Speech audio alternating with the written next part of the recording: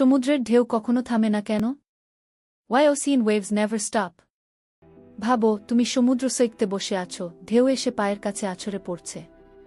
তারপর আবার পরের ঢেউ। তুমি কি কখনো ভেবেছ, এই ঢেউ কি কখনো থামে? কেন সমুদ্রের ঢেউ চিরকাল চলতেই থাকে? ঢেউ আসলে কি? ঢেউ মানে পানি এক জায়গা থেকে আরেক জায়গায় যাওয়া নয়, বরং এনার্জির চলাচল। বাতাস যখন পানির উপর দিয়ে বয়ে যায়, তখন পানির উপরের স্তর নড়াচড়া শুরু করে।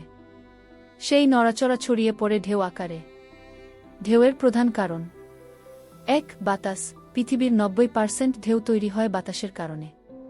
২. গ্র্যাভিটি, জোয়ার ভাটা, চাঁদ আর সূর্যের মহাকর্ষ টানের জন্য সমুদ্রের পানি ওঠানামা করে। ৩. ভূমিকম্প, সুনামি, সাগরের তলায় হঠাৎ নড়াচড়া হলে বিশাল ঢেউ তৈরি হয়। কেন কখনো থামে না? বাতাস পৃথিবীতে সবসময় বইছে। পৃথিবীর ঘূর্ণন ও সূর্যের তাপের কারণে বায়ুপ্রবাহ কখনো বন্ধ হয় না। তাই ঢেউও চলতেই থাকে, এক ঢেউ আরেক ঢেউকে ধাক্কা দিয়ে এগিয়ে দেয়। বিজ্ঞানীরা যা বলছেন, ঢেউ হলো এক ধরনের শক্তির সাইকেল, যা পৃথিবীর আবহাওয়া সিস্টেমের অংশ।